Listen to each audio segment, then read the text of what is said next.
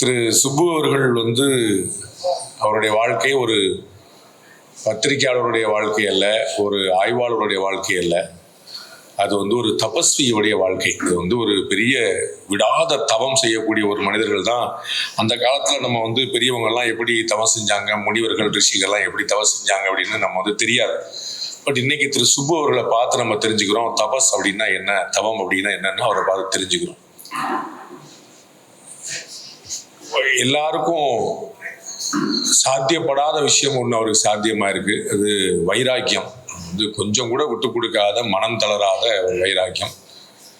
பாரதி போன்றவர்கள் எப்படி இருந்திருப்பார்கள் அப்படிங்கிறது நமக்கு திரு சுப்புவை பார்த்த பிறகுதான் நமக்கு தெரியுது. அவருடைய பணி நிச்சயமா நங்கநல்லூர்ல ஒரு மண்டபத்துல மேல் ஹால்ல இந்த மாதிரி இந்த கூட்டத்தோட முடிகிறது இல்லை. துரதிர்ஷ்டமான விஷயம் என்ன அப்படின்னா, எப்பயுமே சில மகத்தான விஷயங்கள் நமக்கு ரொம்ப தாமதமாக தான் தெரியும் போது நம்ம அதை மிஸ் பண்ணியிருப்போம்.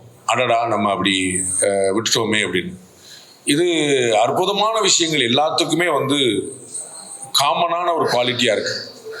கனையாளியில் ரொம்ப முன்னாடி ஒரு கவிதை எனக்கு மறக்க முடியாத நினைவில் இருக்கக்கூடிய ஒரு கவிதை. அதில் அந்த கவிஞர் சொல்றாரு, உங்களுடைய அற்புதங்கள் எனக்கு அற்பமானவை, உங்களுடைய அற்புதங்கள் எனக்கு அற்பமானவை, என்னுடைய அற்புதங்கள் உங்களுக்கு அறிமுகமே ஆகாதவை அப்படின்றார். அதுதான் திரு சுப்பு அவருடைய நிலைமை. அவருடைய முயற்சியெல்லாம் நமக்கு அது என்ன பண்றாருன்னே நமக்கு புரிய மாட்டுது. அவ்வளோ மகத்தான பணி, பெரும்பணி பண்ணிட்டு இருக்கிறாரு. அது எத்தனையோ யுகங்களுக்கு பிறகு இந்தியர்கள் தான் பூஜ்யத்தை கண்டுபிடித்தார்கள். இந்தியர்கள் தான் வானியல் சாஸ்திரத்துல பயங்கரமா இருந்தாங்க. இந்தியர்கள் தான் மெடிடேஷன் கண்டுபிடிச்சாங்க, யோகா கண்டுபிடிச்சாங்க, ஆயுர்வேதா கண்டுபிடிச்சாங்க அப்படின்னு ஒரு வெள்ளைக்காரன் சொல்லி நம்ம தெரிஞ்சுக்கிட்ட மாதிரி அவருக்கு ஒரு வெள்ளைக்காரன் வருவான், திரு சுப்பு அவர்கள் இப்படி எல்லாம் பண்ணாருன்னு. அப்புறம் நம்ம ஓஹோ, நம்ம சுப்புவா அப்படி பண்ணாரா அப்படின்னு நம்ம தெரிஞ்சுப்போம். எல்லாம் ரொம்ப நல்ல பரிச்சயமான ஆள் தான்ப்பா அப்படின்னு நம்ம சொல்லிக்கலாம். எப்பயுமே அந்த மகத்துவம் அப்படிங்கிறது நமக்கு கண்ணு முன்னாடி தெரியாமலே இருக்குது. ஒரு ஆய்வுல, புத்தகங்களை திரட்டுறதுல, நண்பர்களை பேணி பாதுகாக்கிறதுல, பெரிய நம்ம ஏற்கனவே சகோதரர் சொன்ன மாதிரி நிறைய எழுத்தாளர்களை ஊக்குவிப்பதுல, அதெல்லாம் ஒரு அசாத்தியமான பணி பண்ணிக்கிட்டே இருக்கிறார். அவருக்கு உடல்நிலை ஒத்துழைக்காம ஒரு பெரிய சிரமத்தை கொடுக்குது. நமக்கு அந்த மாதிரி ஒரு சிரமம் இருந்தா நம்ம வீட்டில் இருக்கிறதே பெரிய சாதனை நினைச்சிட்டு இருக்கோம். நம்ம இவ்வளவு பாட வச்சுக்கிட்டு ஒருத்தர் இருக்கிறதே பெரிய விஷயம் நினைச்சிட்டு இருக்கோம். அவர் உடம்பு ஒரு சேலஞ்சு கொடுக்கும்னா அந்த உடம்புக்கே ஒரு சேலஞ்ச் பண்ணி, அதே பாரதி சொன்ன மாதிரி காலா என் காலருக்கே வாடா அப்படிங்கிற மாதிரி உடம்பு என்னடா பெரிய சேலஞ்சு, அது ஒரு கிடக்கு ஓரமா அப்படின்னு சொல்லிட்டு அசாத்தியமான முயற்சியில பண்ணிக்கிட்டே இருக்கிறாரு. அது கட்டாயமா இந்த தர்மம், இந்த மதம், இந்த நாடு, இந்த புண்ணிய பூமி எப்போதும் நன்றியோட இருக்கும். அதுல எந்த சந்தேகம் இல்லை. அவ்வளவு மகத்தான பணி உங்களுடையது. அது மறக்கக்கூடாத ஒரு பணி. அவருக்கு சற்றும் சளைக்காத மகத்தான பணி பக்கத்துல இருக்கக்கூடிய தர்மபத்தினி செய்யறது. அவங்க நிறைய பேருக்கு அந்த விளக்கின் வெளிச்சம் தெரியும். அதற்கு பின்னாடி திரியோ, அதற்கு பின்னாடி எண்ணெயோ, அது காற்று வந்தாலும் அசைந்தாடி கொண்டிருந்தாலும் இடைவிடாத அந்த விளக்கை எரிய வைக்கக்கூடிய அந்த தன்மையோ நமக்கு தெரியறது இல்லை. அப்படி வெளிச்சமாக திரு சுப்பு அவர்கள் இருக்கும்போது பின்னாடி திரியாக இருந்து ஊக்குவிக்கக்கூடிய அந்த தர்மபத்தினி அவர்களுடைய பணி மிகப்பெரிய பாராட்டுகிறது. நம்ம நிறைய இடங்கள்ல பார்த்துருக்குறோம். வீடு உருப்படியா இல்லைன்னா வேற ஒண்ணுமே செய்ய முடியாது. வீடுல ஒத்துழைப்பு இல்லாட்டாலும் பரவாயில்ல, தொந்தரவு இல்லாம இருந்தாலே போதுங்கிற நிலைமை இன்னைக்கு நமக்கு. அப்ப உண்மையிலேயே நான் சொல்றேன், எனக்கு சுப்பு அவர்கள் என்னுடைய தகப்பனாரா இருந்திருந்தான்னு வச்சுக்கோங்க, அவர் வச்சு குடும்பம் நடத்த ரொம்ப கஷ்டம். அதுல எனக்கு எந்த தயக்கம் இல்லை. நான் எங்க அப்பாவா இருந்திருந்தாருன்னா எங்க அம்மா என்ன பண்ணிருக்குன்னே தெரியாது. அவர் வச்சு சமாளிக்க முடியாது. எப்ப பார்த்தாலும் புஸ்தகம், எழுத்து, அதை பண்றேன், இதை பண்றேன், அவன் என்ன சொன்னான், எவன் என்ன சொன்னான், என்ன நமக்கு இன்னைக்கு என்ன சாயந்தரத்துக்கு காசு இருக்கான்னு வழியை பாருமா, அதை பார்ப்போம் அப்படின்னு போயிருக்கூடிய இடத்துல இருக்கிற காசெல்லாம் போய் செலவழிச்சு, வெளியில இருந்து காசு திரட்டி அதை இன்னும் பெருசா செலவழிச்சு 10 ரூபா வசூல் பண்ணி 15 ரூபா செலவழிச்சு, அவன் 15 ரூபா வசூலிச்சா 10 ரூபா தான் செலவழிப்பான், 5 ரூபா எடுத்துருவான். அந்த மாதிரி போயிட்டு இருக்க இடத்துல இப்படி ஒரு ஆளோட கொடுத்து நடத்துறது நான் உண்மையிலேயே பல சந்தர்ப்பங்கள்ல நான் பாரதிய வியந்ததோட செல்லம்மாவை தான் வியந்திருக்கிறேன். எனக்கு இன்னும் குழப்பம் இல்லை. நம்ம ராயர் குருநாதர் அவரை விட அவருடைய வீட்டம்மாவை தான் யோசிச்சிருக்கேன். புத்தரை விட அவருடைய மனைவி தான் வச்சுருக்கேன். இந்த மாதிரி ஆட்களுக்கு வாக்கப்பட்டு வாழ்க்கை நடத்துறது எவ்வளவு சிரமம். அவங்க மாட்டு ஞானம் பேசுவாங்க, தத்துவம் பேசுவாங்க, அறிவியல் பேசுவாங்க, எதிர்காலம் பேசுவாங்க. வீட்டுக்கு வெளியே பாரியான்னு நீ வந்து எங்கேயோ பேசிட்டு இருக்கங்கிறது ஒரு பெரிய சிரமமான விஷயம். பட் அவங்க வந்து அதை ஏற்றுக்கொண்டு புரிந்து கொண்டு, இப்போ கூட போட்டோகிராஃபர் சொன்னார், கொஞ்சம் சிரிங்க சிரிங்க அப்படின்னா, அது பக்கத்தில் மேடம் இருக்காங்க, எப்படி சிரிப்பார் அவர் அப்படின்னு. அந்த மாதிரி வந்து ஒரு பெரிய சேலஞ்ச். அது வந்து சாதாரண விஷயம்ல. அவ்வளவு உண்மையான சர்வபரி தியாகம் பண்ணது வந்து தர்மபத்தினி தான். எனக்கு வந்து அது எந்த குழப்பமும் இல்லை. ஏன்னா இவருக்கு வந்து தலையில ஏதோ எழுதியிருக்கு, அவருக்கு வந்து எழுதியிருக்கு, இவர் ரோடா ஊர் ஊரா போறாரு. அவங்களுக்கு என்ன தலையெழுத்து? இவங்களை கல்யாணம் பண்ண ஒரு காரணத்துக்காகவா? நான் வந்து இன்னொரு ஏதோ ஒரு அமெரிக்க மாப்பிள்ளை கல்யாணம் மட்டும் வந்து ஜெயிச்சு இருந்திருப்பேன், அந்த மாதிரி இருந்திருக்கலாம்ல. அப்ப என்ன கணக்குன்னு யோசிச்சு பார்த்தா அவர்களுடைய வாழ்க்கை தான் எனக்கு பெரும் தியாகமா தெரிகிறது. வந்து நீங்க ஏதோ திட்டு வர்றீங்க, நான் ஒத்துக்க மாட்டேன். நல்லாதான் போயிட்டு இருக்கா. ஒரு பத்திரிகைக்காரன் வந்து கொஞ்சம் இந்த அளவு கூட பண்ணலன்னா அப்புறம் இன்னொருத்தருக்கு நம்ம வந்து பொறுக்கு இவ்வளவு தூரம் வந்து ஞான விலைக்கேற்றாட்டாலும் அதை கொஞ்சம் பத்த வச்சுட்டா போனோம்னா நம்ம வந்து அதுல வந்து நோ டவுட். ஏன்னா நான் வந்து சொல்லுதல் யாருக்கும் எளிய, அறியவாம் சொல்லிய வண்ணம் செயல்கிற மாதிரி அது வந்து அப்படி நான் என்னால கற்பனை பண்ண முடியுது. எங்க வீட்லயே நான் இத்தனைக்கும் வந்து ரொம்ப தியாகம் பண்ணக்கூடிய ஒரு ஆள்லாம் இல்லை. எல்லாத்துலயுமே ஒரு கணக்கு வச்சிருக்கிறேன். இது வந்து தேவையில்லாத வேலை, இது வந்து இப்போ தேவையில்லாத ஆணி, அதெல்லாம் நான் பிடுங்க வேண்டாம், வெளில பேசாம உட்காந்துருப்பேன். அதுக்கே எங்க ஆத்துக்காரமா பயங்கரமா சடைச்சுக்கணும். உங்களை கட்டிக்கிட்டு நான் என்ன சோத்தை கண்டேன், இப்படி ஆயிட்டேன் அப்படி ஆயிட்டேன்னு சொல்லிட்டு அவன் நேத்து வந்தவெல்லாம் எங்கேயோ போயிட்டு இருக்கான். நீங்க பேரு பெத்த பேரு தாக நீரில் எதுன்னு எங்க வீட்டம்மா தெலுங்குல திட்டுது. அது வந்து நம்மளை என்னடி செய்யறது, நமக்கு அப்படித்தான் அப்படின்னா அது வந்து அவ்வளவு ஓடிட்டு இருக்கு. அப்ப நானே கொஞ்சம் விவரமானவே நான் நினைக்கிறேன். எனக்கே இந்த கதினா எந்த விவரமும் இல்லாத ஒருத்தர் வச்சுக்கிட்டு நம்ம வந்து இப்படி நடத்துறதுக்கு ஒரு பெரிய ஒரு சேலஞ்சான விஷயம். அதனாலதான் நான் ரொம்ப வியக்கிறேன். அம்மாவை நான் ஏன் சொல்றேன் அப்படின்னா அது அன்றாட பொழுது வந்து தெரியும் எனக்கு. வந்து அதுல எந்த குழப்பமும் இல்லை. இவர்களுக்கு வந்து இவருக்கோ பாரதிக்கோ புதுமை பித்தனுக்கோ சோறு பசி சாப்பாடு அதெல்லாம் ஒண்ணுமே கிடையாது. பயங்கர பசியில எங்கேயா ஒரு டீ கிடைச்சா நல்லா இருக்கும் அப்படின்னா டக்குன்னு ஒருத்தன் ஒரு கவிதையை சொன்னானே அப்படியா சொல்லி படக்குன்னு அந்த கவிதையில இறங்கிடுவாங்க. அந்த சாப்பாடை மறந்துடுவாங்க. ஆனா நம்ம வந்து பிள்ளைகளை படிக்க வச்சு வளர்த்து அடுத்த கொண்டு போய் அவங்களுக்கான கடமைகள் இருக்குல்ல. அப்படிப்பட்ட ஒரு மகத்தான திவ்ய தம்பதிகள்னு சொல்லுவாங்க. அவங்க இன்னும் 100 வருஷம் இருந்து எங்களை எல்லாம் வழிகாட்டி தொடர்ந்து எங்களை எல்லாம் ஆசீர்வதிச்சு எங்களை போன்ற சின்ன பிள்ளைகள் செய்யக்கூடிய தப்பெல்லாம் வந்து இதே போல அன்போட திருத்தி இன்னும் வழி நடத்தி நிறைய செய்யணும். அங்கே வந்து அது ஒரு பெரிய தபஸ். நாங்கள் வந்து நேரம் உங்க காலடியில நன்றியோடு நினைவு கூறுவோம். அதுல வந்து நீங்க செஞ்சிருக்கிற பணி வந்து சாதாரணமான பணி இல்லை, மகத்தான பணி. அது இன்னும் தொடரணும். நிறைய விஷயங்கள் வந்து ஒரு நாள் முழுக்க ஒரு பிரமாதமான நிகழ்ச்சிகள் வச்சிருக்காங்க. எங்களுடைய அண்ணன் தர்ம போராளி திரு ஹெச் ராஜா வரைக்கும் டாக்டர் அம்மா தமிழிசை சவுந்தரராஜன்ல இருந்து மொத்த பிஜேபி இங்கேதான் இருக்கு போல தெரியுது. இப்போ இன்னைக்கு நிகழ்ச்சி பாரத பிரதமர் இன்னைக்கு கோயம்புத்தூர் வர்றாரு, அங்க யாரும் போலையா? ஹெச் ராஜா இங்கேதான் உட்காந்துருக்காரு, தம்பி கார்த்திக் கோபிநாத் உட்காந்துருக்காரு, பேராசிரியர் ராமசீனிவாசன் உட்காந்துருக்காங்க, அஸ்வத்தாமன் நிசார் இருக்கிறதே மொத்தம் 10 பேர் தான் அந்த கட்சியில. அந்த 10 பேரையும் நீங்க இங்க கொண்டு வந்து வச்சுக்கிட்டீங்கன்னா அப்புறம் நீங்க எல்லாரையும் நீங்களே ஒரே நாள்ல குத்தைக்கு எடுத்துட்டீங்கன்னா அப்ப மிச்சத்துக்கு இங்க போறது. பாரத பிரதமர் நல்ல ஒரு நல்ல மனுஷன் 3 மணி நேரத்துல வந்துட்டு கிளம்பிடுறாரு. இவங்க நம்பிலாம் இருக்க முடியாதா அப்படிங்கிற மாதிரி வந்து போட்டிட்டு இருக்கு. அது வந்து 75 ஆண்டுகள் அப்படிங்கிறது வந்து ரொம்ப அற்புதம். முந்தானத்தை தான் நான் என்னுடைய 50 வருஷத்தை முடிச்சேன். என்னுடைய இந்த சஷ்டிப்த பூர்த்தி மாதிரி 50th பூர்த்தின்னு தான் வைப்பாங்களா அப்படின்னு அந்த மாதிரிதான் வைப்பாங்க.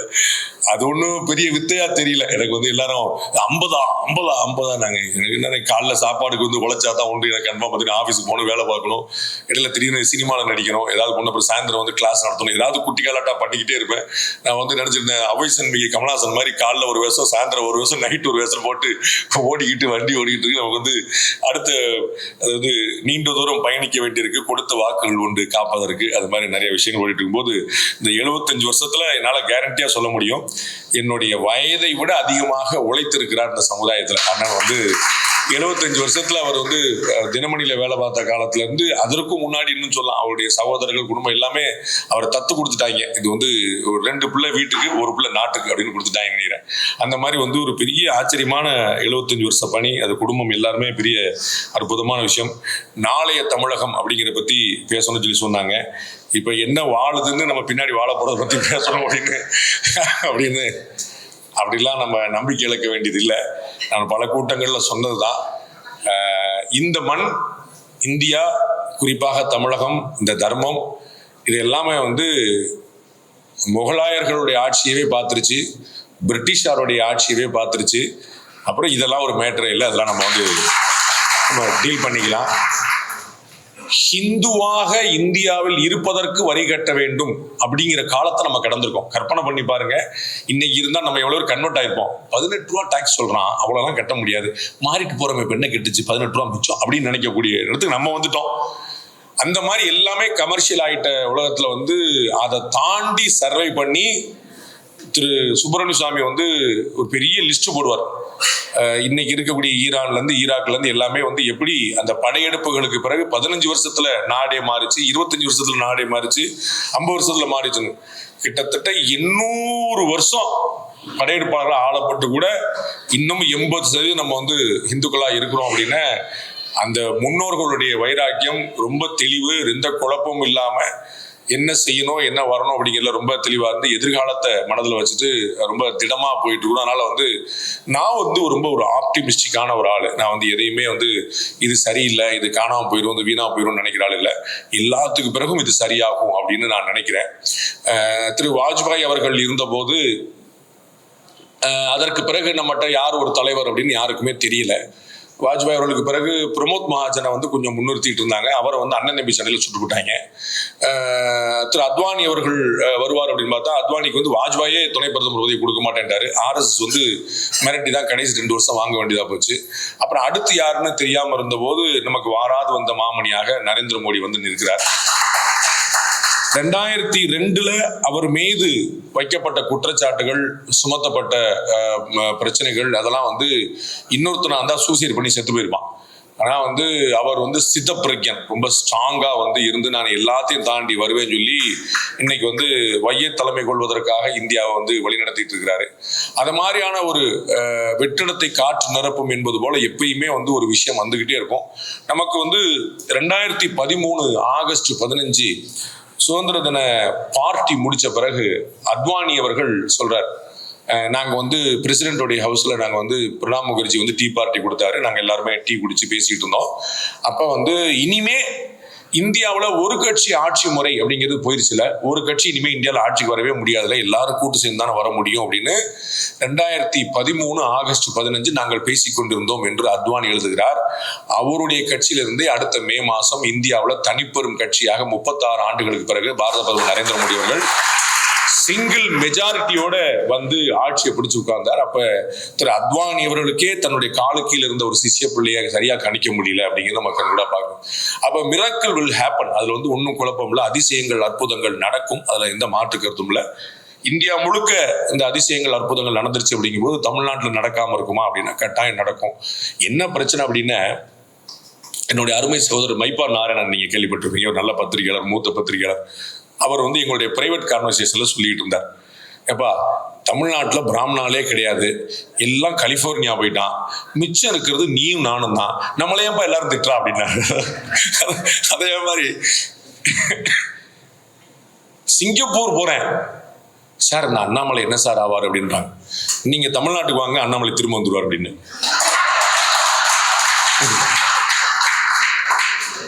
இவங்க எல்லாம் சிங்கப்பூர் போயிடுவாங்களா, அமெரிக்கா போயிடுவாங்களா, லண்டன் போயிடுவாங்களா, நாங்க இங்க சுப்புஜி, பாண்டேஜி, அண்ணாமலைஜி கஞ்சி கோழிலாம் உட்காந்து அடுத்த வேலையை பார்த்துட்டு இருக்கணுமா?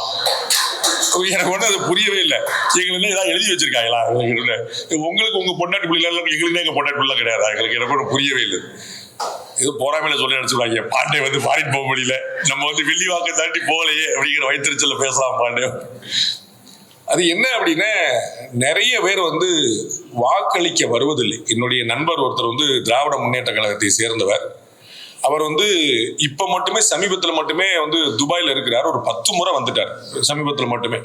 நான் அவர்கிட்ட சொல்ல, இந்த மாதிரி நீங்க நிறைய அடிக்கடி வரணும் தலைவரே, அப்பதான் ஏப்ரல் மே மாசம் உங்களுக்கு லீவு கிடைக்காது, நான் எங்களுக்கு ஒரு ஓட்டு மிச்சமாகும் அப்படின்னு சொல்லி சொன்னேன்.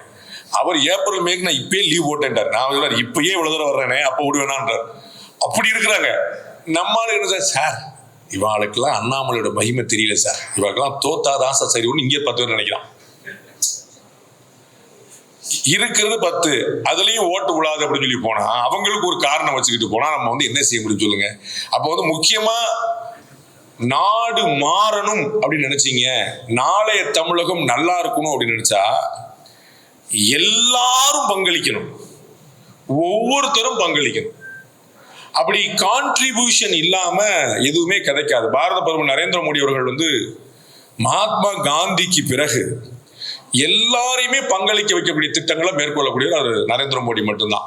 அது வந்து ஸ்வச் பாரத்ல இருந்து எந்த ஸ்கீமா இருந்தாலும் முதல்ல காமன் மேனுடைய கான்ட்ரிபியூஷன் அதுல இருக்கும்னு நினைப்பார். எல்லாரும் பங்களிச்சாதான் அந்த திட்டம் வெற்றி பெற முடியும் அப்படின்னு நினைப்பார். அப்படித்தான் அவருடைய திட்டங்கள் எல்லாமே வடிவமைக்கப்படுது. ஜிஎஸ்டி வந்து கொண்டு வந்த போது அது கப்பர் சிங் டாக்ஸ் அப்படின்னு சொன்னாங்க, அதாவது கொள்ளை வரி அப்படின்னு சொன்னாங்க. அது யாருன்னா இந்தியாவில் வந்து கிட்டத்தட்ட ஒரு 30 விதமான வரியை வச்சிருந்த காங்கிரஸ் கட்சி. அவங்க வந்து ஒரு 4 விதமான வரி மட்டும் போதும் அப்படின்னு சொல்லி சொல்லும்போது கப்பர் சிங் டாக்ஸ் அப்படின்னு சொல்லி சொன்னாங்க. அது எல்லாருடைய பங்களிப்பும் இருக்கக்கூடியதாக இருந்தது. இன்கம் டாக்ஸ் டிபார்ட்மெண்ட் வந்து ரெய்டு மேல ரெய்டு போய் விரட்டி துரத்தி எல்லாரையுமே வந்து டாக்ஸ் கட்டாலே ஆச்சு, இல்லாட்டி விட மாட்டோம்னு பண்ணுச்சு. அப்படி பெரும் பங்களிப்பு வந்து என்ன ஆச்சுன்னா 2017 ஜிஎஸ்டி கொண்டு வந்த போது 70,000 கோடி 80,000 கோடி அப்படின்னு இருந்த வருமானம் வந்து இன்னைக்கு ஆல்மோஸ்ட் 2 லட்சம் கோடி பெர் மந்த் வரக்கூடிய அளவுக்கு போய் இன்னைக்கு சராசரி 1.80 தாண்டிருச்சு. 2.5 வரைக்கும் பல சந்தர்ப்பத்தில் போயிட்டு இருக்கு. இன்னும் ஆவரேஜ் நம்ம வந்து 1.80 1,80,00,000 மாசம் ஜிஎஸ்டி வந்து வசூலாகுது. இது என்ன அப்படின்னா பப்ளிக்கோடைய கான்ட்ரிபியூஷன் மூலமா மட்டும்தான். ஜிஎஸ்டி வந்து எல்லாரும் கட்டணும். முன்னாடி வந்து நாங்க தந்தி டிவில இருந்த போது இந்த ஜிஎஸ்டி அறிமுகமான போது நாங்க பேசிட்டு இருந்தோம். ஒரு எங்க ஆபீஸ்க்கு வாசல்ல ஒரு கடை ஹோட்டல், அவர் சொல்றாரு ஜிஎஸ்டி ரொம்ப மோசங்க, அதெல்லாம் கட்ட முடியாதுங்க, ரொம்ப சிரமங்க அப்படின்னு. எவ்வளவுங்க உங்களுக்கு ஒரு நாளைக்கு ஓடுது? எனக்கு ஒரு நாளைக்கு 80,000 ரூபாய்க்கு ஓடும் அப்படின்னாரு. ஒரு நாளைக்கு 80,000 ரூபாய்க்கு ஓடுது. 30 நாளைக்கு எவ்வளவுன்னு பாத்துக்குங்க, 12 மாசத்துக்கு எவ்வளவுன்னு பாத்துங்க. டாக்ஸ் எல்லாம் கட்ட முடியாதுன்றார். ஏன்னா அவர் வர்றது பூரா கேஷா வாங்குறாரு, கேஷா கொடுக்குறாரு, அந்த அக்கௌண்ட்லயே கிடையாது. அப்ப இவர் வந்து ஒரு கிரிமினல் கிடையாது, டாக்ஸ் எவேட் பண்ண நினைக்கிறது கிடையாது. அவருக்கு வந்து ப்ராசஸ் வந்து ஒத்துல, அதெல்லாம் முடியாதுங்க நமக்கு வந்து நம்ம வேலை. அவரையும் தூக்கி உள்ள போட்டு அவரையும் கொஞ்சமா கொண்டு வந்து கட்ட வச்சதுனால தான் இந்த 70,000 கோடிங்கிறது 2 லட்சம் கோடியாக வந்து நிற்கிறது. அப்படி எல்லாரையும் உள்ள கொண்டு வரும். அதனுடைய பலன் என்ன? இன்னைக்கு வந்து கிட்டத்தட்ட ஒரு 8 வருஷம் கழிச்சு 4 இருந்த டாக்ஸை 2 ஸ்லாபா மாத்திட்டாங்க. இன்கம் டாக்ஸ்ல 12 லட்சம் ரூபாய் எக்ஸம்ஷன். ஒரு மாசம் 1 லட்சம் ரூபாய் சம்பளம் இருந்தா வரி கட்ட வேண்டியதுல அன்இமேஜினபிள். நீங்க வந்து 6 லட்சம் 7 லட்சம் இருந்தத எஃப்எம் இந்த வருஷம் 8 லட்சம் 9 லட்சமா இருந்தாலும் நம்ம நன்றியோட தான் இருந்திருக்க போறோம். தேங்க்ஸுங்க 2 லட்சம் கூட்டினாங்க. யாருமே எதிர்பார்க்காத 12 லட்சம் அப்படிங்கிற நம்பர்ல கொண்டு நிப்பாட்டினாங்க. என்ன அப்படின்னா காம்ப்ளிமெண்டிங். நீ ஒழுங்கா டாக்ஸ் கட்டுற, நான் உனக்கு ரிபேட் கொடுக்குறேன். நீ ஒழுங்கா ஜிஎஸ்டி கட்டுற, நான் உனக்கு வரிய கொடுக்குறேன். ஏன்னா அரசாங்கத்துக்கு தேவை வருமானம். அது இருந்தா தான் நம்ம பண்ண முடியும், 4 விஷயங்கள் பண்ண முடியும். அப்ப அரசாங்கத்துக்கு வருமானம் வருகிறது, நீங்க கொடுக்குறீங்க. இதான் அந்த சின்ன வித்தியாசம் பாருங்க.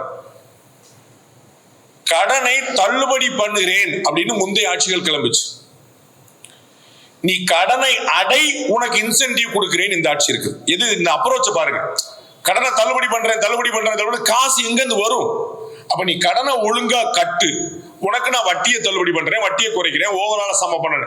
அப்ப இந்த ஆட்டிடியூடையே மாத்திர முயற்சியில பாரத பிரதமர் இருக்கிறார். நமக்கு வந்து எதுக்குடா வரியை கட்டணும் அப்படிங்கும் போது, நீ வரியை கட்டு, உனக்கான எல்லா நல்ல விஷயமும் நான் செஞ்சு தரேன் அப்படின்னு வைக்கிறது. இவ்வளவு பாசிட்டிவான ஒரு விஷயம். டொனால்ட் ட்ரம்ப் வந்து விடிஞ்சி எந்திரிச்சா இந்தியாவை திட்டுறாரு, திட்டி முடிச்சு 13வது ட்வீட்ல my dear friend Narendra Modi, அவர் வந்து ஜென்டில்மேன், அவர் வந்து அவர் நாட்டுக்காக கடுமையா உழைப்பார்கள். பாரத பிரதமர் நரேந்திர மோடி அவர் திட்ட 12 மெசேஜ்க்கு பதில் போட மாட்டார். 13வது மெசேஜ்க்கு ரீட்வீட் பண்ணி you are also my best friend அப்படின்னு அவர் ஒன்று போடுவார். அப்ப எதுக்கு பேசணும், எதுக்கு அமைதியா இருக்கணும்னு நமக்கு தெரிஞ்சிருக்கு. அவர் ஒண்ணு பேசிக்கிட்டே போனார், கத்திக்கிட்டே போனார், எல்லாத்துக்கும் ரியாக்ட் பண்ண வேண்டியது இல்லை. எனக்கு தெரியும் எந்த பாலை அடிக்கணும், எந்த பாலை விடணும் அப்படின்னு. என்ன செய்யறதுன்னு முழிச்சுக்கிட்டு பரம எதிரிகளா இருக்கக்கூடிய இந்தியா, பரம எதிரிகளா இருக்கக்கூடிய சைனாவும் அமெரிக்காவும் ஒண்ணு சேர்றான் இந்தியாவுக்கு எதிராக. G20 கிடையாது, G7 கிடையாது, G2 அப்படின்றான். அமெரிக்காவும் சைனாவும் ஒண்ணு சேரணும். எதுக்கு ஒண்ணு சேர வேண்டிய தேவை என்ன இருக்குது? இந்தியா அவ்வளவு வேகமா எமர்ஜ் ஆயிட்டு வருது, அவ்வளவு பாசிட்டிவா எமர்ஜ் ஆயிட்டு வருது.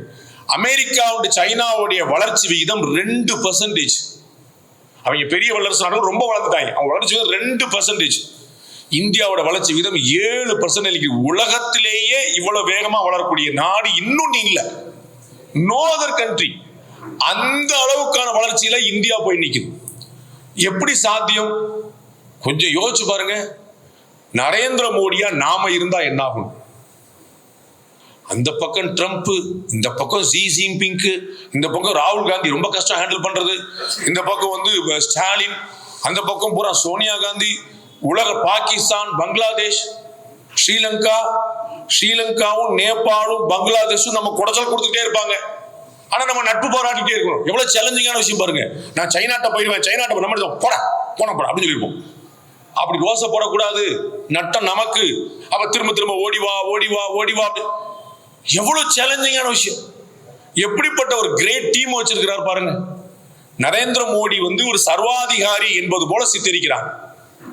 ஆனா உண்மை என்னன்னு பாருங்க, அவர் எவ்வளவு பேரை வளர்த்து விட்டு பாருங்க, எவ்வளவு தலைவர்களை இந்தியாவுக்கு அறிமுகப்படுத்தியிருக்கிறார் பாருங்க.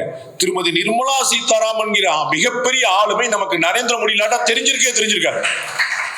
நாம பார்த்து தமிழிசை சவுந்தரராஜன் மாதிரி, வானதி சீனிவாசன் மாதிரி ஆல் இந்தியா லெவல்ல இங்கிலீஷ் சேனல்ல டிபேட் பண்ணிட்டு இருந்தவங்க திருமதி நிர்மலா சீதாராமன் அவர்கள். நல்லா இங்கிலீஷ் பேசுவாங்க, அக்ரெசிவா சண்டை போடுவாங்க, இவ்வளவுதான் நமக்கு தெரியும். அவங்களுக்கு பின்னாடி இவ்வளவு பெரிய கெபாசிட்டி இருக்கு. இந்தியாவுடைய full time first defence minister, Indira காந்திக்கு பிறகு ஃபுல் டைம் டிஃபென்ஸ் மினிஸ்டரே கிடையாது women. Full time defence minister ஒரு விமன். காமர்ஸ் மினிஸ்ட்ரி, இன்னைக்கு ஃபைனான்ஸ் மினிஸ்ட்ரி ரெக்கார்ட் பிரேக் பண்ண போறாங்க அடுத்த வருஷம் பட்ஜெட்ல. அதிகமான பட்ஜெட் போட்ட ஒரே ஆள், சிங்கிள் மேன், சிங்கிள் உமன். கற்பனை பண்ணி பாருங்க, எவ்வளவு பெரிய வாய்ப்பு.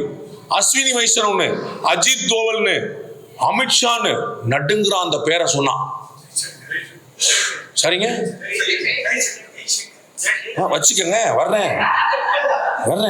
அமித்ஷா சொல்லிட்டு தானே போற சொன்னோம், அவர் கோச்சிட்டாருன்னு. அமித்ஷாவுடைய பேரை சொன்னா நடுங்கிறான். கற்பனை பண்ண முடியுமா? ஜெய்சங்கர் எல்லாருமே சொல்லிட்டாங்க, அவர் ஒரு ஆபீசர், ஒரு பியூரோக்ராட். அவருக்குள்ள ஒரு டேலண்ட போட்டு அவருக்கு பிஜேபி கார்டை கொடுத்து, அவர் ஃபர்ஸ்ட் அதிர்ச்சி அடைஞ்சு பார்த்து, என்னங்க நீங்க பிஜேபி மெம்பர் வாங்க அப்படின்னு சொல்லிட்டு அவருக்கு ஒரு ராஜ்யசபா சீட்டை கொடுத்து அவரை தூக்கி எக்ஸ்டர்னல் அஃபேர்ஸ் மினிஸ்டர் ஆக்கி, எவ்வளவு பெரிய சேலஞ்ச். இதுவரைக்கும் உலக நாடுகள் இந்தியாவை பார்த்து இவ்வளவு அஞ்சினதே இல்லை. முதல் முறையாக ஜெய்சங்கர் வெளியுறவுத்துறை அமைச்சரான பிறகு என்ன செய்ய தெரியாம முழிக்கிறான். என்ன செய்ய முழிக்கிறார்? என்னென்ன நாங்க பாண்டேஸ் குலாப் ஜானசம் இதுல பாலிடிக்ஸ் கிளாஸ்ல சொல்லுவோம், ஒரு டிப்ளமேட் எப்படி இருக்கணும் அப்படின்னு. மாடியில இருந்து குதிச்சா செத்து போயிடலாம், செத்து போனா விடுதலை. அவ்வளவு அற்புதமான வாழ்க்கை. வாழ்ந்து என்ன செய்ய போறீங்க, வாங்க எல்லாரும் மாடியில இருந்து குதிப்போம் அப்படின்னு சொல்லுவானா. எல்லாருக்கும் மாடியில இருந்து குதிக்கிறதுக்கு ஆசையா இருக்குமா? ஆஹா வாங்க சேர்ந்து குதிப்போம். இவன் தான் டிப்ளமேட் அப்படின்றான். நமக்கு எதிரான ஒரு விஷயத்த சொன்னா கூட பிடிச்ச மாதிரி, ரசிச்ச மாதிரி, இனிக்கிற மாதிரி சொல்லுவோம். அவங்களுடைய நாட்டிலேயே உட்கார்ந்து அவங்களுடைய பிரஸ்ஸே கேட்கிற கேள்விக்கு அவங்கன்லயே வரலூட்டாற்றார் ஜெய்சங்கர். அவ்வளவு ஆச்சரியம். அப்ப இவ்வளவு பெரிய டீம், ஒரு நாள் 2 நாள் ஒர்க் இல்ல. திரு ஆமரவி சொன்னார் இல்லையா, நீங்க நல்ல விஷயம் உங்களுக்கு எங்க கிடைக்கும் அப்படின்னா சங்கத்துல கிடைக்கும். RSS எப்பயுமே அவசர கொடுக்க வேலை பார்க்காது. ஒரு நாள் 2 நாள்ல ஒரு வேலை பார்க்காது. நிதானமா ஆலமரம் போல வேர்கள் எவ்வளவு முக்கியமோ விழுதுகள் அவ்வளவு முக்கியம் தெரிஞ்சது. வேர்களும் முக்கியம், விழுதுகளும் முக்கியம், அப்படி யோசிக்கும். அதனாலதான் அவங்களால உலக நாடுகளை வியக்க வைக்க முடியுது. இவ்வளவு ஆச்சரியமான ஸ்ட்ராங்கான பேஸ் கொண்ட ஒரு அமைப்பா இருக்க முடியுது. நிதானமா அமைதியா சத்தம் காட்டாம போயிடும். இந்தியா முழுக்க RSS ஊர்வலங்கள் சரஸ்வதி பூஜையில நடக்கு, ஆயுத பூஜை அன்னைக்கு. கேரளால நடக்குது, தமிழ்நாட்டில் நடக்க முடியல. பதட்டமே பண்ண மாட்டாங்க. ஒவ்வொரு ஆண்டும் நீதிமன்றம் போறாங்க, உத்தரவு வாங்குறாங்க, ஒவ்வொரு ஆண்டும் நடத்துறாங்க. இவங்களை ஒரு பாசிச இயக்கம்னு சொல்றாங்க. ஒரு ஊர்வலம் போறதை தடுக்கிறவர்கள் பாசிஸ்டா, ஊர்வலம் போறதுக்கு முறைப்படி ஒவ்வொரு ஆண்டும் திரும்ப திரும்ப போய் நீதிமன்றம் போயிட்டு வர்றாங்க பாசிஸ்டான்னு யோசிக்கும். அப்ப என்ன விதமான லெசன் நமக்கு சொல்லிக் கொடுக்கப்படுது பாருங்க. அப்படியே இங்க தமிழ்நாட்டுக்கு வந்தோம்னா தெரிந்து கொள்ள வேண்டிய விஷயம், நாளைய தமிழகம் வெளிச்சமாக இருக்கும். உண்மையான விடியல் வந்துடும், நோ டவுட். ஆனா அது யாரோ கொண்டு வந்து விளக்கேத்துவாங்க, நாமெல்லாம் வந்து குளிர்காயலாம்ங்கிற பிசினஸ் கிடையாது. ஒவ்வொருவரும் ஒவ்வொரு இன்ச்சாவது தேர நகர்த்தினாதான் வண்டி ஓடுங்கிறீங்க. எங்க ஊர் தேர் ரொம்ப பிரமாதம், பெரிய தேர். நீங்க தயவுசெய்து சிறுவத்திற்கு வரணும். ஆடி பூரத்துல வண்டிக்கு ஆண்டாளம்மா தேர் இருக்கும், ரொம்ப பிரமாதமா இருக்கும், அவ்வளவு அழகா இருக்கும். திருவாரூர் தேர் அழகு, ஸ்ரீவில்லிபுத்தூர் தேர் பெருசு, பெரிய தேர். எங்க ஊர்ல எல்லாமே பெருசு. பெரிய பெருமாள், பெரியாழ்வார், பெரிய குளம், பெரிய மாரியம்மன், பெரிய தேர், எல்லாமே பெரிய பெரிய கோபுரம். அந்த கோபுரம் தான் ஆச்சுனார், எல்லாமே பெருசு. அந்த தேரை இழுக்கும் போது 4 பெரிய வீல், பாரத் எலக்ட்ரிக்கல்ஸ் லிமிடெட்ல இருந்து திருச்சியில இருந்து வருவாங்க, பெரிய பெரிய வீல்ஸ், 4 வீல் வச்சிருப்பாங்க. அதை பின்னாடி இருந்து புல்டோசர்ல இருந்து தூக்கி கொடுப்பாங்க, அப்படி கெந்தி கொடுப்பாங்க. அப்ப சில கார்னர்கள்லாம் வந்து திருப்ப முடியாது, ரொம்ப வந்து டைட்டா நிற்கும். அப்ப வந்து புல்டோசர் பின்னாடி ஃபுல்லா புஷ் பண்ணி கொடுத்துரும். அப்படி ஃபுல்லா தூக்குனா கூட அவங்க சொல்லுவாங்க, வடத்தை தூக்கியாவது பிடிச்சு நில்லுங்க அப்படிமா. ஏன்னா வடம் தூக்கி இருந்தா தான் போகும், இல்லாட்டி வடம் அவ்வளவு வெயிட், வடம் 9 வடம் இருக்கும். நீங்க வந்து தூக்குனா கூட வண்டி நகராது, வடத்தை பிடிச்சு முன்னாடி கொண்டு வரணும். அது போல திரு சுப்பு போல, பாரத பிரதமர் நரேந்திர மோடி போல எவ்வளவோ பின்னாடி புல்டோசர் மாதிரி பின்னாடி தூக்குனா கூட முன்னாடி வடத்தை பிடிக்கிறதுக்காவது நம்ம நிக்கணும். அப்படி இல்லைன்னா வண்டி நகராது. புல்டோசர் இருக்கு பார்த்துக்கிடும், புல்டோசர் பார்த்துன்னா அது தேர் ஓட்டம்ல, டிராக்டர் ஓட்டம், அது தேர் ஓட்டம் இல்லை. அப்ப நம்ம முன்னாடி வடம் பிடிச்சு இழுக்க தயாரா இருக்கணும், ரொம்ப முக்கியம். அது எல்லாரும் செய்ய வேண்டிய விஷயம். கர்நாடகால if I am not wrong, எடியூரப்பாவும் சதானந்த கவுடாவும் 2 பேர் அப்படி நடு ரோட்ல போய் பேசிட்டு இருக்கிறாங்க.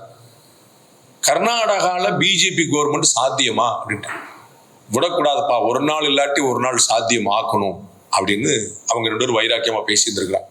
அது வந்து ஒரு 30 வருஷத்துக்கு முன்னாடி உள்ள ஒரு காலம். போராடி போராடி போராடி தென் மாநிலங்களில் முதல் பிஜேபி ஆட்சி கர்நாடகால நடந்துருச்சு, சாத்தியப்படுத்திட்டாங்க. அது போல தமிழ்நாட்டில் சாத்தியமா அப்படின்னா, என்னுடைய சிற்றறிவு கேட்டிய வகையில 2036 தமிழ்நாட்டில் பிஜேபி ஆட்சின்னு சொல்லிட்டு இருக்கிறேன். அதை 2031 கொண்டு வந்துடணும் அப்படின்னு அண்ணாமலை கிளம்பினார். அதைப்படி நாங்க சொல்லுவோம் அப்படின்னு சொல்லிட்டு சில பேர் வயரை பிடிக்க விட்டாங்க. 31 36 அப்படிங்கிறது இல்ல பிரச்சனை. அவர்கள் ஆட்சிக்கு வரணும் அப்படின்னு நீங்க நம்புனீங்கன்னா அவர்களுக்கு வேலை பார்க்கணும். ரொம்ப சிம்பிளா புரிஞ்சுக்க வேண்டியது. திராவிட முன்னேற்ற கழகத்திலையும் அண்ணா திராவிட முன்னேற்ற கழகத்திலையும் வேலை செய்வதற்கு ஆள் இருக்கிறார்கள். பாஜகவுல வேலை வாங்குவதற்கு ஆள் இருக்கு, செய்யறதற்கு ஆள் இருக்கான்னு யோசிக்கும். விஜய் கட்சி வந்து இவ்வளவு பெரிய எழுச்சியை ஏற்படுத்துது, எல்லாரும் டாக் ஆஃப் த டவுனா, டாக் ஆஃப் த எலெக்ஷனா, மேன் ஆஃப் த மேட்சா ஏன் விஜய் இருக்கிறார் அப்படின்னா, 40 வயசு கீழே இருக்கக்கூடிய பையன் பூரா அங்கதான் உட்கார்ந்துருக்கிறான். அவனா ஓடி வர்றான், அவனா வேலை பார்க்கிறான், அவனா தோரணம் கட்டுறான், அவனா கொடி கட்டுறான், அவனா அவ்வளவு வேலையும் பண்றான், வாலண்டியர் பண்றான். அப்ப அந்த கூட்டத்தை பார்த்து மற்ற கட்சிகளுக்கு வந்து கதி கலகுது. இவங்களை கூட்டுறதுக்கு நம்ம குவார்டர் வாங்கி தர வேண்டியிருக்கு, பிரியாணி வாங்கி தர வேண்டியிருக்கு, சேர் போட்டு தர வேண்டியிருக்கு, போக வர வண்டி வைக்க வேண்டியிருக்குது. இவ்வளவு செஞ்சா சடைச்சுக்கிட்டே வர்றான், ஆமா வந்துட்டாலும் அப்படின்றான். அவன் என்னடான்னா காலையில 10 மணில இருந்து சாயந்தரம் 7 மணிக்கு வெயில்ல நிக்கிறான். உங்களுக்கு புரியுதுங்களா?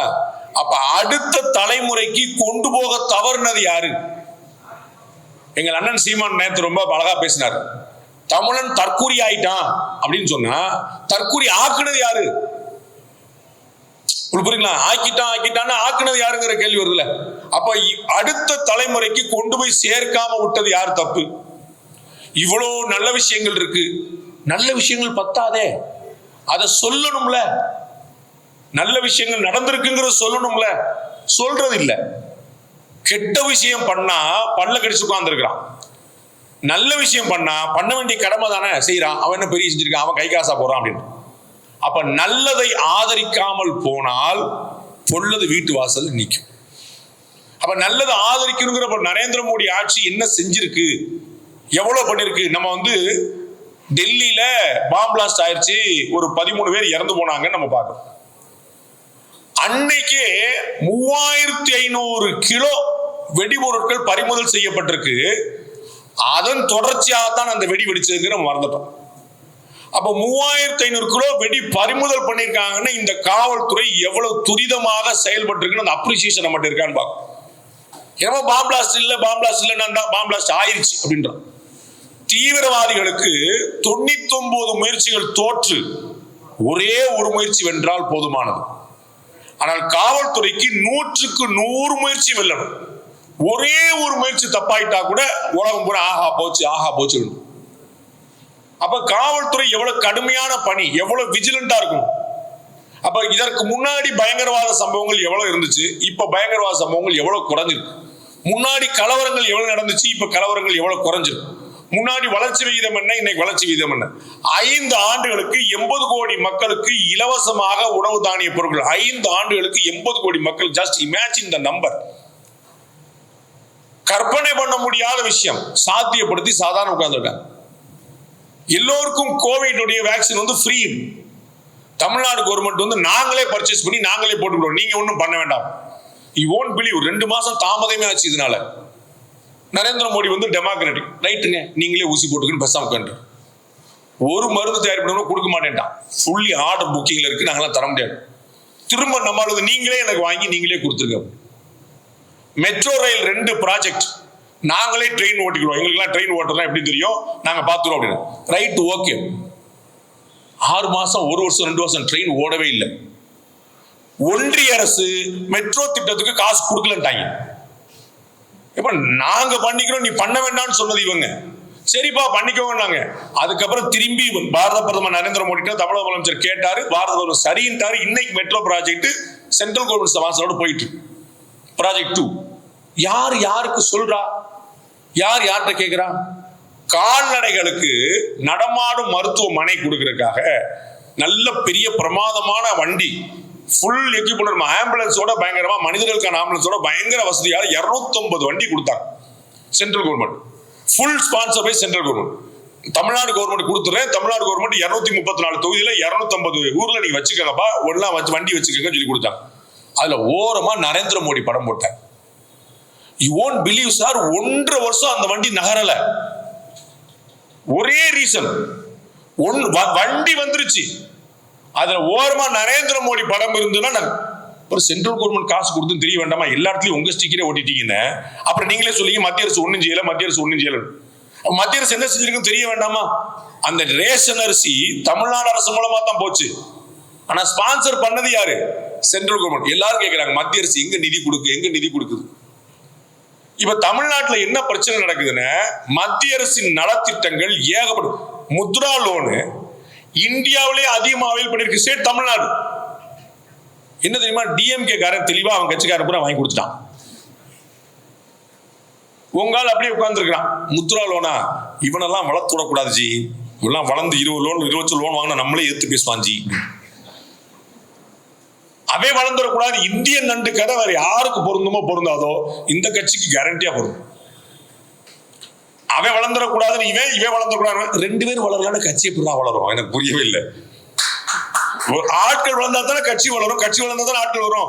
நரேந்திர மோடி வளர்ந்து விடக்கூடாது என்று நினைத்தார் பாஜக அப்படி ஆட்சி பிடிச்சிருக்கும். சிம்பிள் ஆச்சு. கம்யூனிஸ்ட் இப்படிதான் காணாம போனாங்க. சோம்நாத் சாட்டர்ஜி பிரதமர் ஆறதுக்கான வாய்ப்பு வந்துச்சு, ஜோதி பாசு பிரதமர் ஆறதுக்கான வாய்ப்பு வந்துச்சு. நோ, அதெல்லாம் பண்ண முடியாது, அதெல்லாம் வர முடியாது. அப்புறம் கட்சி எப்படி வளரும்? ஒரு நபரை முன்னிறுத்த கூடாது, எப்படி கட்சி வளரும்? நமக்கு என்னைக்குமே இந்தியாவில் ஐகானிக் பாலிடிக்ஸ் தான் செல்லும், ஐடியாலஜிக்கல் பாலிடிக்ஸ் இங்க செல்லாது. இந்தியா முழுக்க சுதந்திர போராட்டம் 1947 வந்தது இல்ல. இங்க வேலுநாச்சியார்ல இருந்து இங்க வீரபாண்டிய கட்டபொம்மன் இருந்து அங்க மங்கள் பாண்டியில இந்தியால வேற கட்டங்கள்ல வேற ஆட்கள் வேற போராடிட்டே தான் இருந்தான். அதை பூரா ஒருங்கிணைக்கிறதுக்கு ஒரு ஆள் வந்த போது சுதந்திரத்தை மகாத்மா காந்தி வாங்கி கொடுத்தாரு. அந்த ஒரு நபர் ஒருங்கிணைக்க வந்தோடனே காந்தி சொன்னார், எல்லாம் கண்ணை மூடிட்டு கேட்டாங்க. இன்னைக்கு வரைக்கும் இவர்கள் நல்லாட்சி கொடுப்போம்னு சொல்ல மாட்டாங்களே, காமராஜர் ஆட்சி தானே கொடுப்போன்றாங்க. ஏதற்கு முன்னாடி ஒரு ராஜாஜி ஆட்சி, பின்னாடி ஒரு பக்தராஜ் ஆட்சி சொல்லாமல. Iconic politics. இந்த கட்சிக்கு பேரு தமிழக வெற்றி கழகம் அல்ல, விஜய் கட்சி. ஒரு ஆள் தான் எப்பயுமே. அப்ப நம்ம சரியான ஆட்களை பார்த்து அவர்களை முன்னிறுத்த வேண்டியது கடமை. அவர்கள் பின்னால் நாடு வரும். இவ்வளவுதான் கணக்கு. பாஜகவுடைய அகில இந்திய தலைவர் யாருங்க? ஜே.பி. நட்டா. ஆமாவா? தமிழ்நாட்டில் அதிமுக கூட்டணி அறிவிச்சது யாருங்க? என்னங்க அமித்ஷாண்டீங்க? அப்ப ஜேபி நட்டா வரலையா? புரியுதுங்களா உங்களுக்கு? ஜேபி நட்டா எப்படி காங்கிரஸ் கட்சியில அகில இந்திய தலைவர் என்னமோ மல்லிகார்ஜுன கார்கே தான், ஆனா ராகுல் காந்தி பேச்சு தான் எடுக்கணும். அது போல இங்கேயும் அகில இந்திய தலைவர் நட்டா தான், ஆனா அமித்ஷா சொன்னது அது. இது வருத்தப்படுறதுக்கு இல்லை, இதுதான் நிதர்சனம்னு சொல்ல வரேன். இதான் எல்லா கட்சியிலும் உள்ள நிதர்சனம். அப்ப இந்த நிதர்சனத்தை புரிஞ்சுக்கிட்டு தமிழ்நாட்டில் அப்படி ஒரு முன்னிலைப்படுத்தப்பட்டு அவர்கள் பின்னாடி அணிவகுத்து ஒரு 6-7 வருஷம் போனா நாளைய தமிழகம் உருப்புறதுக்கான வாய்ப்பு இருக்கு. 2 விஷயம் நம்ம யோசிக்கணும். ஒண்ணு நீண்ட கால லாபம், இன்னும் குறுகிய கால லாபம். 2மே தேவை. அந்த விஷன் ஒண்ணு இருக்கணும். அந்த விஷன் அடுத்த தலைமுறைக்கு சரியா கொண்டு போய் சேர்க்கணும். அந்த அண்டர்ஸ்டாண்டிங்ல எல்லாரும் இவங்க என்னமோ கோர் கமிட்டின்னு வச்சிருக்காங்க. மொத்தம் ஒரு 6 பேர் உட்கார்ந்து பேசுறாங்க. வெளியே உட்கார்ந்து யார்கிட்டயுமே என்ன நடந்து சொல்ல மாட்டாங்க. யாருக்குமே என்ன தெரியல. ஏங்க அப்படி வச்சிருக்கீங்க, ஏங்க அப்படி போறீங்க, நம்ம என்னங்க செய்ய போறோம், நம்ம ஆர்ப்பாட்டம் போராட்டம் யாருமே யாருமே பேசுவதில்லை, சொல்லுவதில்லை. என்ன பண்றோம்னு தெரியாம கட்சிக்காரன் முழிக்கிறான். கீழே இருந்து மேல வரைக்கும் என்ன பண்றோம், நம்ம ஆர்ப்பாட்டம் பண்ண போறோமா, போராட்டம் பண்ண போறோமா, யார் எதுக்க போறோம், விஜய் வர போறாரா இல்லையா, விஜய் திட்டலாமா கூடாதா, எதுவுமே தெரியாம முழிக்கணும். விஜய் 4 கேள்வி கேட்கிறாப்படி. பாசிச பாஜக அரசு, பாயச பாஜக அரசு அப்படி முந்தானேத்து ஆர்ப்பாட்டம் நடத்தியிருக்காரு எஸ்ஐஆர் எதிர்த்து. பாஜக இருந்து கவுண்டர் வர மாட்டோம். ரங்கராஜ் பாண்டே தனியா கத்திட்டு இருக்கான் எஸ்ஐஆர் பத்தி விஜய்க்கு என்ன தெரியும் அப்படின்னு. அது ஏன் சொல்ல மாட்டீங்க? உங்களுக்கு நாளைக்கு அலைன்ஸ் வந்துட்டு போட்டோம். விஜய் நாளைக்கு அலைன்ஸ் வரணும்னு நீ திட்டக்கூடாதுல்ல. அவர் திட்டாருல, நாளைக்கு அலைன்ஸ் வருது வராம நீங்க திட்டிக்கங்க, நாளைக்கு சேர்த்துக்கங்க. காங்கிரசும் திமுக திட்டாததா? மதிமுகங்கிற கட்சி எப்படிங்க உருவாச்சு? இன்னை கொல்ல பார்த்தார்னு சொல்லி வெளியே வந்துச்சு அந்த கட்சி. கலைஞரை கொல்ல பார்த்தார்கள் சொல்லி இன்னைக்கு 2 திராவிட இயக்கத்தின் போர்வாள் அப்படின்னு அண்ணன் வைகோ அங்க போய் உட்கார்ந்துருக்கு இல்லையா? கம்யூனிஸ்டுகளுக்கும் காங்கிரஸுக்கும் என்னங்க சம்பந்தம்? ஸ்நான பிராப்தி உண்டா? கன்னியாகுமரியில தோஸ்தான், திருவனந்தபுரத்துல எதிரியா. கன்னியாகுமரியில தோஸ்தான், திருவனந்தபுரத்துல எதிரியா. அப்படி பாலிடிக்ஸ் பண்ண அவங்க எல்லாம் தேக்க, நீங்க ஏன் தேங்கிட்டு இருக்கிறீங்க? அவர் கோச்சுக்கிடுவாரு, இவர் கோச்சுக்கிடுவாரு, மக்கள் கோச்சிட்டு போயிட்டாங்க, இவங்க கதைக்க மாட்டான். அப்போ ஒரு அக்ரெசிவ் பாலிடிக்ஸ் தமிழ்நாட்டில் பண்ண வேண்டியிருக்கு. அக்ரெசிவ் பாலிடிக்ஸ் பண்ணாதான் நம்ம அக்ரெசிவ் பாலிடிக்ஸ் ஒரு பெரிய பிரச்சனை இல்லை. ட்ரெயினை பிடிக்க போறோம், 10 நிமிஷம் நம்ம லேட்டு, அப்ப என்ன செய்வோம்? வேகமா ஓடும். ஆட்டோ பிடிப்போம், கார் பிடிப்போம், பைக் போடும், சீக்கிரம் ஓட்டுங்க, ஸ்பீடு பிரேக்கர் பார்க்க மாட்டோம், லைட் பார்க்க மாட்டோம், ஓவர் பண்ணிவிடும். அப்படித்தான் ஓடியும், அப்பதான் ட்ரெயினை பிடிக்க முடியும். அப்ப தமிழ்நாட்டில் ஏற்கனவே ஆல்ரெடி லேட். அப்ப வேகமா வண்டி ஓடணும், அவ்வளவுதான். அப்ப எதிர 4 வரும் போகும், அடிக்கும் டம் டம் அடிச்சுட்டு போயிட்டே இருக்க வேண்டியதான். அவர் வர்றான்னு கூட்டு போறேன், இவர் வர்றான்னு கூட்டு போறேன், ஒவ்வொருத்தரையா வண்டியில ஏற்றிட்டு இருந்தா that is not going to help. 2வது முக்கியமான பிரச்சனை இந்த 40 வயது கீழே இருக்கக்கூடிய இளைஞர்கள். இந்தியா முழுக்க 40 வயசு கீழே யாரும் பேப்பர் படிக்க தயாரா இல்ல, விவசாயம் பண்ண தயாரா இல்ல, எந்த கலாச்சார விளிமைகளையும் பார்க்க தயாரா இல்ல. என்னது வாயை மூடி பேசுவோமா?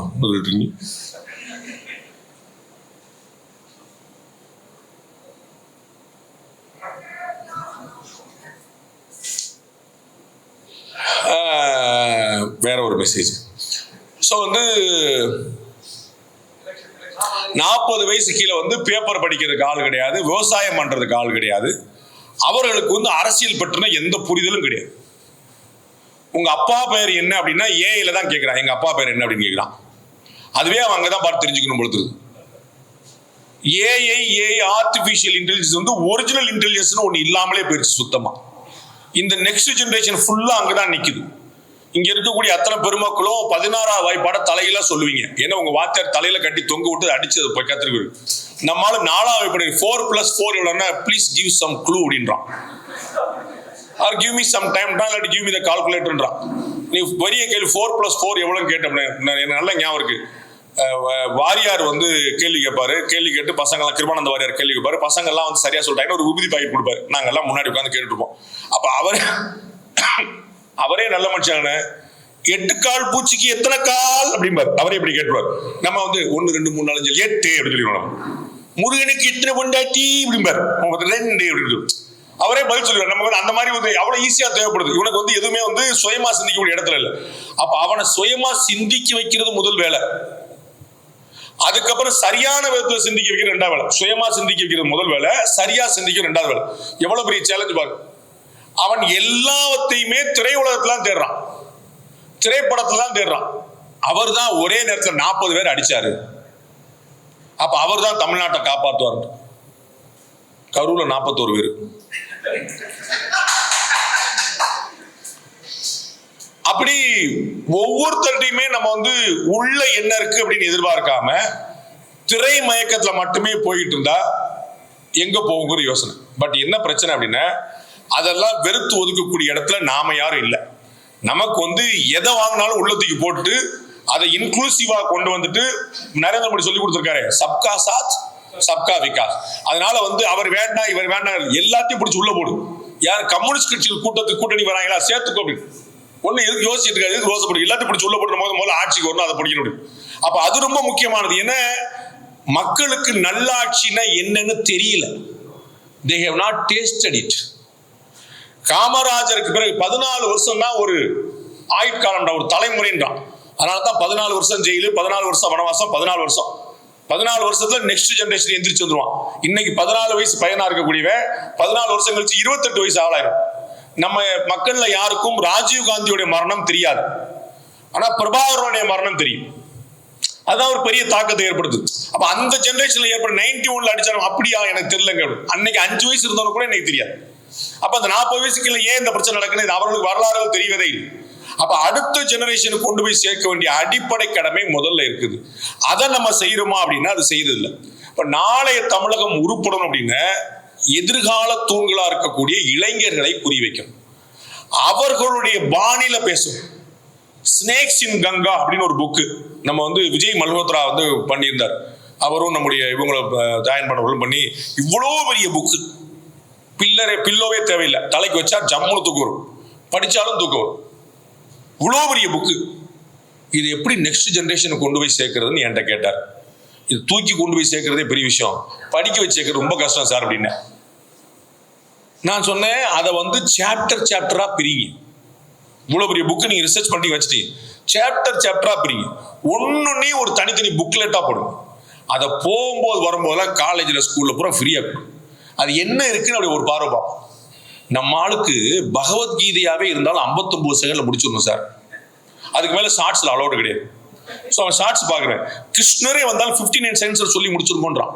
இப்போ 18 அத்தியாயம் 18 ஷார்ட்ஸ் போட்டுக்கோ, 18 ஷார்ட்ஸ் போட்டுக்கோ. ஆனா ஒரு ஷார்ட்ஸ் 59 செகண்ட்ஸ். அது அப்ப அவ்வளவு அவசரத்துல ஓடுறவனுக்கு நீங்க என்ன செய்வீங்க? வேற வழி கிடையாது. என் பிள்ளை தருதலையா போயிட்டான்னு அழறதுல அர்த்தம் இல்லை. கூட இருந்து பிடிச்சி இழுத்து அவனை நல்வழிப்படுத்தி தான் ஆகணும். ஏன்னா அவன் நம்ம பிள்ளை. நாடு நாசமாய் போகட்டும் நம்ம விட முடியாது, அது நம்ம நாடு. இவ்வளவு பெருமக்கள் எனக்கு நல்லா ஞாபகம் இருக்கு. என்னுடைய ஆசிரியர் கோயில்ல பட்டர் ஸ்ரீவில்லிபுத்தூர்ல, அவர் வந்து என்னுடைய நண்பர்கிட்ட வந்து அவர் பெரிய லேண்ட்லார்டு, நிறைய நிலம் வச்சிருந்தாரு. அதை வந்து தன்னுடைய பையன்கிட்ட வந்து கொடுக்குறாரு. இனிமே நான் விவசாயம் பண்ணலப்பா, எனக்கு ரொம்ப வயசாயிருச்சு, இனிமே நீ பார்த்துக்கோ, இந்த காடு இங்க இருக்கு இவ்வளவு ஏக்கர் இருக்கு மொத்தமா இருக்குன்னு என் முன்னாடி தான் நடந்துச்சு. சொல்லும் போது ஒரு ஆச்சரியமான வார்த்தை சொன்னார்.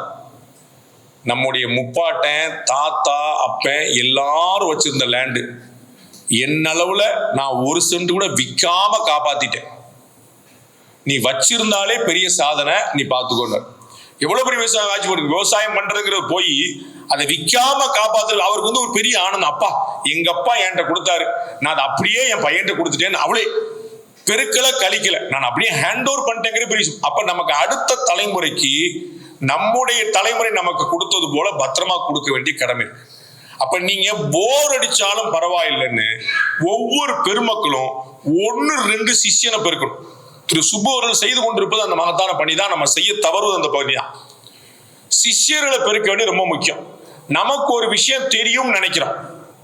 நம்ம தெருவுலயோ ஊர்லயோ 2 பசங்களை பிடிச்சி வச்சுட்டு அவனுக்கு அப்படியே கொஞ்சம் கொஞ்சமா அந்த மென்டாரிங் பண்ணி எப்படிப்பட்ட விஷயங்கள் இருக்கு பாருன்னு சொல்லுவோம். அவர்களுக்கு ஒரு கம்ப்ளீட்டா இன்னொரு ஏரியாவே அன்எக்ஸ்ப்ளோர்டா இருக்கு, அந்த ஏரியா தெரியவே இல்லை. அவன் அப்படியான்னு எல்லாத்துக்கும் ஷாக் ஆவான். இந்திரா காந்தி செத்து போயிட்டாங்களாம்பா.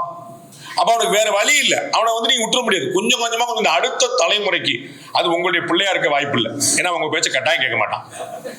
அதுல வந்து கேரண்டி. அதனால நம்ம வந்து வேற நம்ம எனக்கு சொல்லி கொடுத்துருக்காங்க, என்ன சொல்லிருக்காங்க, ஊராம் பிள்ளையை ஊட்டி வளர்த்தா தம் பிள்ளை தானா அவ்வளவு. அப்ப நமக்கு இந்த பிள்ளைய பிடிக்கல அர்த்தம் இல்ல. மாட்டு பொண்ணு வேற வந்திருப்பா, நம்ம அம்மா வேற சும்மா எப்ப பார்த்தாலும் நீங்க நோய் நோய் நீங்க அலையிற பார்த்தாலும் பிள்ளைய வேற கெடுக்காதீங்க அப்படின்றா. அதனால நம்ம வந்து வெளி வீட்டுல எங்கேயாவது 2 பேரை பிடிக்கிறது நல்லது. ஒவ்வொரு ஆளும் சீரியஸா சொல்றேன், இது ஒரு மிஷன் மாதிரி, இது ஒரு ப்ராஜெக்ட் மாதிரி எடுத்துட்டு ஒவ்வொருத்தரும் 2 பிள்ளைய பிடிக்கணும் பிளான் பண்ணணும். 2 பேரை நம்ம வந்து தத்தெடுத்த மாதிரி மைண்ட்ல வச்சு அவர்கள்ட்ட பேசி பேசி பேசி நல்ல விஷயங்களை சொல்லி அந்த 2 பேர் இன்னும் 2 பேர் அந்த 2 மல்டி லெவல் மார்க்கெட்டிங் என்ன, ஃப்ராடு தனத்தை பூரா மல்டி லெவல் மார்க்கெட்டிங்ல பண்ணிட்டான். ஒரு நல்ல தனத்தை பண்ணக்கூடாதா? உள்ளதான். அப்ப 2 பேர், ஒரு ஆளுக்கு 2 பேர், வேற நான் ரொம்பலாம் இல்ல, இங்க 100 பேர் இருக்கிறீங்க, ஆளுக்கு 2 பேர் பிடிச்சா பிளஸ் 200 ஆயிடுச்சு. அவங்க பிடிச்சா பிளஸ் 200 பிளஸ், அப்படி யோசிச்சு பாருங்க, இவ்வளவுதான். அப்ப எளிமையான தத்துவம் என்னன்னா, சின்ன சின்னதா தாங்கிட்டு இந்த வாலண்டியர்ஸ் வந்து பேஸ். இவர்களை கொண்டு வந்துட்டோம் அப்படின்னா பெரிய புரட்சிய மாற்றத்தை ஏற்படுத்த முடியும். நாளை தமிழகம், நான் நம்பிக்கையோடு இருக்கிறேன், நீங்களும் நம்பிக்கையோடு இருங்கள். நன்றி, வணக்கம். உலக தமிழ் சொந்தங்களுக்கு வணக்கம். நான் ராஜவேல் நாகராஜன். பேசு தமிழா பேசு வலையொலியுடைய வளர்ச்சிக்கு நீங்களும் உறுதுணையாக இருக்கணும்னு நினச்சிங்கன்னா இந்த வீடியோடைய டிஸ்கிரிப்ஷனில் இருக்கக்கூடிய ரேசர் பே லிங்கை கிளிக் பண்ணுங்கள். அந்த லிங்க்கில் போயிட்டு உங்களுக்கு விருப்பமான தொகையை பேசு தமிழா பேசுவனுடைய வளர்ச்சிக்கு உங்களுடைய பங்களிப்பாக நீங்கள் கொடுக்கலாம். நன்றி, வணக்கம். ரேபிஸ் உள்ள வந்துடுச்சுன்னா, அதோட அறிகுறிகள் ஆரம்பிச்சிருச்சுன்னா அதுக்கு ட்ரீட்மெண்ட்டே கிடையாது. 100% மரணம். பாதுகாப்பு இல்லாத உடலுறவு வைக்கும் பொழுது இந்த மருக்கள் பாதிக்கப்பட்ட நபர்கிட்ட இருந்து இன்னொருத்தருக்கு ஈஸியாக பரவலாம். ஃபர்ஸ்ட் நமக்கு சுகர் இருக்கான்றதை செக் பண்ணிக்கணும். சுகர் இருக்கக்கூடிய நிறைய நபர்களுக்கும் கண்ணெரிச்சல் ஏற்படும். 2-3 பேர் at 20A டயபெட்டிஸ் வரக்கூடிய வாய்ப்பு இருக்கு. இதை வந்து ராத்திரி 8 மணிக்கு மேலே இவங்க ரெகுலராக சாப்பிட ஆரம்பிச்சாங்கன்னா, சைக்கிளிங் பண்ணுறவங்களுக்கு நான் எழுதியே தரலாம், ஹார்ட் ப்ராப்ளம் வராது அப்படின்னு. பேசு தமிழா பேசு சேனலுக்கு ஆதரவு தந்து கொண்டிருக்கக்கூடிய பார்வையாளர்களுக்கு வணக்கம். அரசியல் ஆன்மீகம்னு மட்டும் இல்லாம இப்போ ஹெல்த்லயும் நம்ம வந்தாச்சு. ஹெல்த் சம்பந்தமான பிரச்சனைகளுக்கும், ஹெல்த் டிப்ஸுக்கும், ஹெல்த் கேருக்கும், இல்ல ஹெல்த் பத்தி ஏதாவது தெரிஞ்சுக்கணும் அப்படின்னு நினைச்சீங்கன்னா ஹெல்த் குரு சேனல் கண்டிப்பா உங்களுக்கு யூஸ்ஃபுல்லா இருக்கும். பேசு தமிழா பேசு சேனலுக்கு கொடுக்கக்கூடிய இதே சப்போர்ட்டை ஹெல்த் குரு யூடியூப் சேனலுக்கும் கொடுத்து அந்த சேனலை சப்ஸ்கிரைப் பண்ணி உங்க நண்பர்களுக்கு ஷேர் பண்ணும்படி கேட்டுக்கிறோம். நம்ம ஹெல்த் குரு சேனலோட லிங்கை டிஸ்கிரிப்ஷன்ல தரோம், மறக்காம செக் பண்ணி பாருங்க.